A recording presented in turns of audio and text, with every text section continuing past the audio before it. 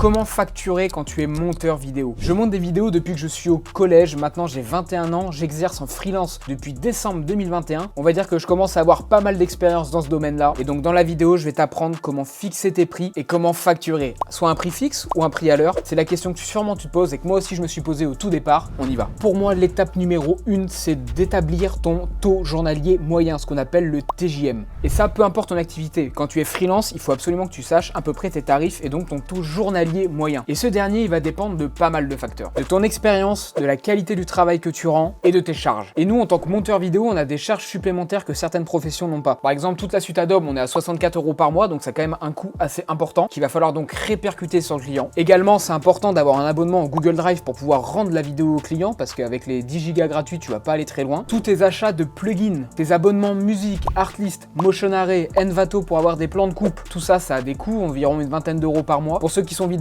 on va compter le micro, le boîtier, l'objectif, le trépied, la lumière, il y a plein de choses à compter. Et pour les monteurs vidéo, une souris, un clavier, un PC, internet et compagnie. Bref, tu l'as compris, on a quand même pas mal de charges. Heureusement, c'est des petits tarifs, mais ça compte quand même. Donc dans cette vidéo, déjà, on va pas parler chinois, je vais te montrer le taux journalier moyen des monteurs vidéo en France en août 2023. On est le 6 août, donc c'est des vrais trucs que je te donne. Et donc d'après le site coder.com, on est environ à 235 € du prix à la journée, ce qui représente du coup 34 € de l'heure. Donc c'est sûr que quand tu compares ça au SMIC à 10,50 €, c'est assez sympa. Mais attention, comme je viens de te le citer, on a des charges, on a des choses à payer, plus l'URSSAF environ entre 20 et 25%. Donc au final, sur 34 €, il en reste un petit peu moins. Personnellement, je trouve la moyenne à 235 € par jour un petit peu basse. Pour moi, un bon freelance, il se fait minimum 400 € à la journée. Maintenant, je vais te parler de mon cas, moi précisément. Donc on va dire que professionnellement, ça fait 2 ans que je monte pour des clients. J'ai commencé à 20 € de l'heure et maintenant je suis rendu à 25. Et j'ai réfléchi certainement et même beaucoup à passer à 30 € de l'heure. Puisque tu es au courant, toute la vie augmente. Et également, j'ai de nouveaux plugins, j'ai acquis de nouvelles compétences. Donc c'est aussi normal qu'à un moment, on augmente les prix. Enfin, j'augmente les prix. Ça, c'est le prix que je fais sur mes clients réguliers. C'est-à-dire qu'ils m'envoient du travail toutes les semaines, limite même tous les jours. Donc j'ai une certaine stabilité. Donc automatiquement, je peux me permettre d'avoir des tarifs un peu plus bas. Parce que je sais que je vais avoir pas mal de travail. Encore une fois, quand tu es freelance, c'est aussi le risque. Tu n'es pas certain de la charge de travail que tu vas avoir soit ce mois-ci, soit la semaine qui arrive, soit dans 2 mois. Donc c'est pour ça que les prix sont automatiquement plus gonflés. Si tu as moins d'expérience, tu pourras tabler sur du 20-25 € de l'heure. Essaie de ne pas descendre en dessous des 20 €, sinon tu vas avoir quelques difficultés, je pense, à vivre de ta passion. Et un peu la flemme de finir SDF sous le pont d'Aquitaine, je t'avoue, pas fou. Et pour les clients one shot, ça m'est arrivé de monter entre 40 et 50 € de l'heure. Certes, c'est des très bonnes prestations, je me plains pas. Mais on va dire que ça arrive 20% du temps et c'est 20% de mon chiffre d'affaires. Donc ça représente très peu. 40-50 € de l'heure, on arrive sur les 400 € la journée. Et c'est globalement le tarif des bons freelances en général. Donc mon conseil, comme je te l'ai dit tout à l'heure, un freelance, vraiment, tu ne dois absolument pas descendre en dessous des 17 € de l'heure. Si tu descends en dessous des 17 € de l'heure, tu vas enlever déjà tes 25% de charges à l'URSSAF. Ça te fait pas beaucoup, on va dire qu'il te reste 13 €, un truc comme ça. Et donc là, t'es payé comme un salarié, sans les avantages d'un salarié. Donc ça va pas. Puisqu'un salarié, il va pas payer toutes les charges que je viens de te donner. C'est le patron qui va les payer. Alors que là, c'est toi qui vas payer Internet, l'électricité et compagnie. Donc ça passera pas. Donc 17 €, c'est vraiment un grand minimum. Puis surtout, tu sais que la vie a augmenté. Donc vraiment, accroche-toi aux 20 € minimum. Et à 20 € de l'heure, on est à 160 € la journée, ce qui commence déjà à être un peu plus acceptable. On va dire qu'il va te rester un 130 € net, ce qui est déjà mieux. Mais t'as intérêt à taffer tous les jours par contre. Donc retiens, tends le maximum vers 20 € de l'heure. Ou alors si tu peux 200 € la journée. Tu verras déjà dans ton mental et dans ton esprit, tu seras un peu plus soulagé. Donc maintenant que tu as établi ton taux journalier moyen et donc ton taux horaire, est-ce qu'il faut choisir une facturation sur un prix fixe ou alors un prix à l'heure? Pour le prix horaire, c'est plutôt simple. Tu vas facturer la récupération des rushs, donc le temps de téléchargement. Bon, abuse pas, si tu as un vieil ADSL tout pourri et que tu en as pour 2 jours à télécharger, tu peux pas facturer 2 jours de téléchargement. Le montage, l'export et l'upload. Et bah ouais, tout ça c'est payant, c'est pas gratuit. Donc tu prends ces heures-là fois ton taux horaire. Voilà, c'est pas compliqué. Prenons l'exemple de ce réel que j'ai fait pour Go Rentier. J'ai mis 4 heures à le faire. Donc 4 heures fois mon ancien taux horaire 25, 4 fois 25, 100 €. Donc ce réel est facturé à hauteur de 100 € pour l'entreprise. Maintenant, si j'utilise la deuxième méthode, celle du prix fixe, voilà ce que ça donne. Ok, un réel comme ça, je sais que ça va me prendre environ 6 heures à faire. Donc 6 fois 25, 150 €. Allez, Go Rentier, si tu veux ce réel-là, je vais te le facturer 150 €. Et cela ne pourra pas être plus ni moins. C'est un prix fixe. Vous avez vu les deux méthodes de calcul entre le prix horaire et le prix fixe. Maintenant, retenez-les bien, puisque je vais vous parler des inconvénients de celle-ci.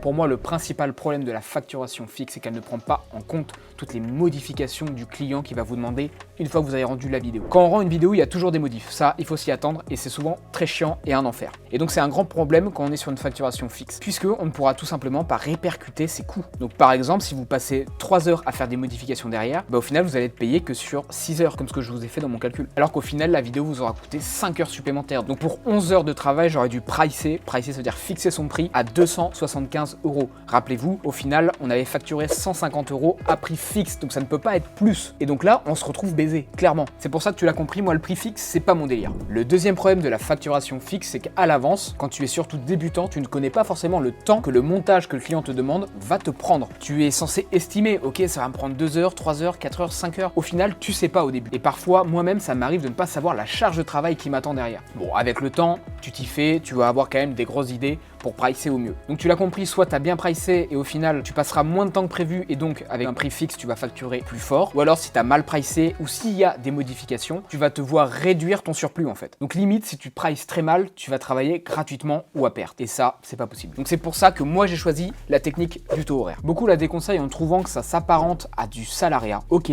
sauf que si tu as un tarif horaire plus élevé qu'un salarié, ça passe, non? Enfin je sais pas, ça c'est mon avis en tout cas. Moi je préfère largement cette technique là. Parce que surtout elle a un avantage majeur, le temps que tu travailles sur le projet, tu es payé. Donc peu importe que tu aies 15 000 modifications à faire. Au contraire, j'ai envie de te dire, t'es même content quand il y a des modifs. Bon, j'abuse pas parce que c'est toujours chiant à faire des modifications quand même. Et globalement, t'es payé dès que tu fais des modifs. Et donc ça, c'est vachement cool. Attention, je te dis pas d'abuser et de faire des erreurs volontaires pour te dire, ah, ça va être modifié et donc je vais rajouter 2 heures de plus. Non, à un moment, il faut être aussi honnête et droit dans ses bottes. Le problème de cette méthode, c'est que tu ne sauras qu'à la fin sur ta facture combien est-ce qu'elle va t'apporter réellement. C'est son défaut, mais perso, je m'en fous. Je préfère prendre ça et être sûr d'être payé au maximum tout le temps. Mais alors du coup, lequel choisir et dans quel cas? Alors moi, tu l'as compris, pour mes clients réguliers qui donnent du taf tous les jours ou alors toutes les semaines, je fixe un tarif horaire et on se met d'accord ensemble. Le client me fait confiance, je fais confiance au client et donc il n'y a aucun problème. Je préfère être payé comme ça puisqu'il y a toujours des modifs, on va pas se cacher, parce qu'on ne peut pas être à la place du client sur le tournage ou compagnie, donc il y a toujours des erreurs, des choses à modifier,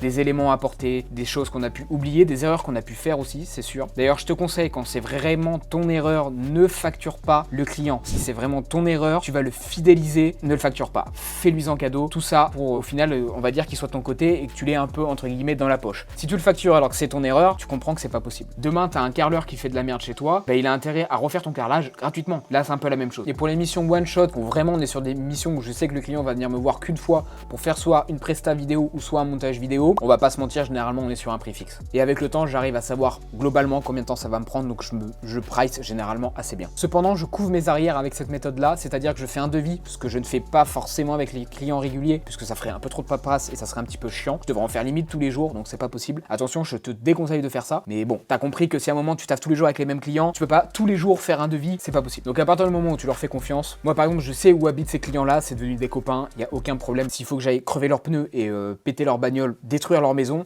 s'ils me payent pas, il n'y a aucun problème. Franchement, comptez sur moi. Et pour les prestations fixes, on couvre ses arrières, on fait un devis ou sur lequel on marque attention aux modifications abusives, c'est-à-dire vous démerdez, vous trouvez un truc genre 1 à 2 modifs grand maximum, sinon on passe sur un nouveau tarif, sur un tarif horaire au niveau des modifications que vous allez apporter à la vidéo. Ne vous faites pas avoir, c'est hyper important. Mais alors du coup, comment réellement est-ce qu'on fait? Là, je vais te donner mes petits tips que moi j'utilise dans la vie de tous les jours. Pour les prestations fixes, tu l'as compris, tu n'as pas besoin de calculer le temps que tu passes réellement. Donc c'est un peu plus simple sur ton organisation de tous les jours. Je te conseille quand même de traquer un minimum ton temps puisque ça te permettra de savoir si tu as bien pricé ou mal pricé. Parce qu'au final, quand tu rends un projet, c'est compliqué de se dire « Ah putain, combien de temps est-ce que j'ai passé sur cette vidéo ?» Généralement, tu sais pas. Donc c'est pour ça, calcule quand même ton temps de travail. Ça te servira pour toi en feedback de savoir si tu as bien géré ton temps de travail ou pas. Donc moi, ce que je fais, j'utilise l'outil de facturation Time. Il y a une version gratuite qui est vraiment hyper complète. Pour la prestation fixe, c'est très simple. On va facturer 6 heures à go rentier pour ce réel. Donc tout d'abord, attention, comme je vous l'ai dit, avec la facturation fixe, on fait un devis comme ça. On se protège même légalement et juridiquement, c'est hyper important. Je vais dans devis, nouveau devis, client, vous remplissez toutes les infos personnelles, devis réel Porsche, désignation, montage, vidéo du réel. On essaie d'être précis sur ce qu'on dit. Quantité, j'ai dit 6 heures, unité, heure. Donc ce logiciel, il faut le configurer, mais franchement, il est méga simple, je l'adore. On peut directement envoyer ou télécharger le PDF, c'est génial. Le prix horaire, on a dit 25, je ne facture pas la TVA. J'ai bien 150 €. Voilà, j'ai mon devis qui est créé. N'hésitez pas à rajouter une ligne, par exemple, comprenant une modification dite légère à l'appréciation du monteur.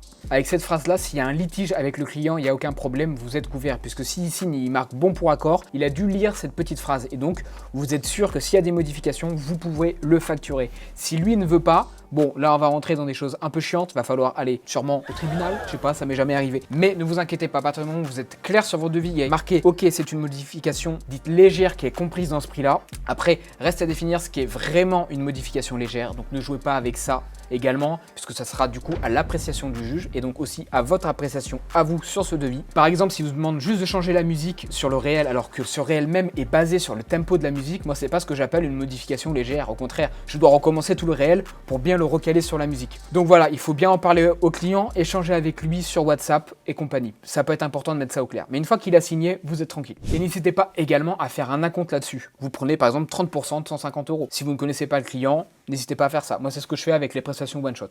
Devis, acompte, facture. Donc je t'invite à aller voir la vidéo d'un collègue, Armand Leroux, qui a fait une superbe vidéo. Lui aussi, il a une note technique pour sa facturation à l'heure. Il utilise un outil qui va réellement compter ce que tu fais sur ton ordinateur. Si tu vas sur Google Chrome, sur Premiere, sur les réseaux sociaux, et tu vas vraiment pouvoir traquer ton temps. Moi, j'en suis pas encore là.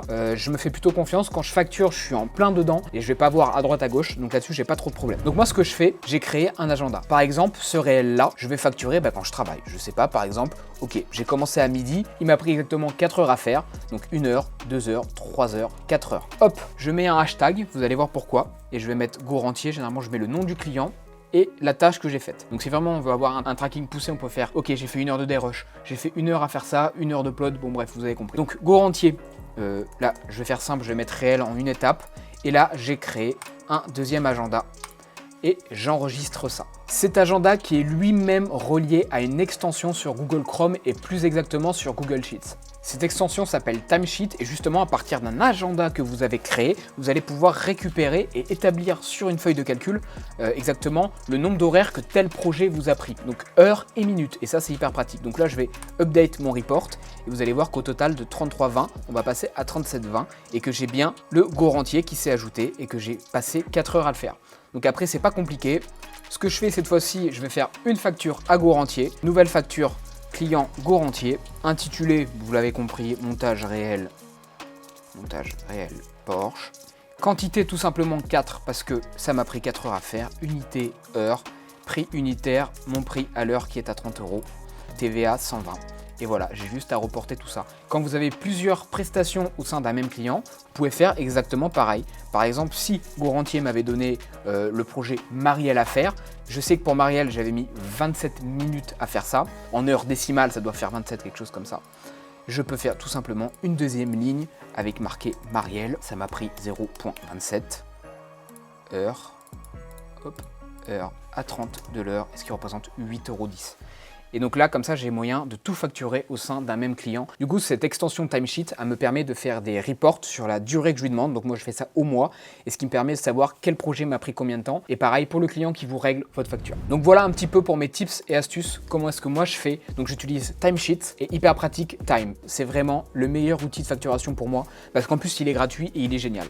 On peut le personnaliser, franchement c'est très cool. Donc voilà, c'est pas la meilleure méthode du monde, je vais essayer celle aussi d'Armand, mon collègue monteur vidéo, pour voir un peu ce que sa technique vaut. Moi j'aime bien la mienne parce que je la trouve simple, je reporte exactement le nombre d'heures, et voilà, c'est pas compliqué, j'applique mon taux horaire et je facture ça. Donc n'hésite pas à me dire si toi d'ailleurs tu as d'autres techniques pour facturer tes clients, ça m'intéresse de ouf, je suis preneur là-dessus parce que je trouve qu'on pourrait automatiser encore mieux. En tout cas, moi ça m'a fait hyper plaisir de te retrouver sur YouTube pour cette première vidéo, on va dire, de mon comeback.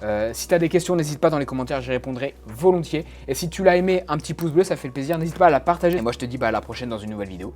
C'était Kevin, ciao, on fait ça? Non, ça se fait plus les outros, ciao quand même.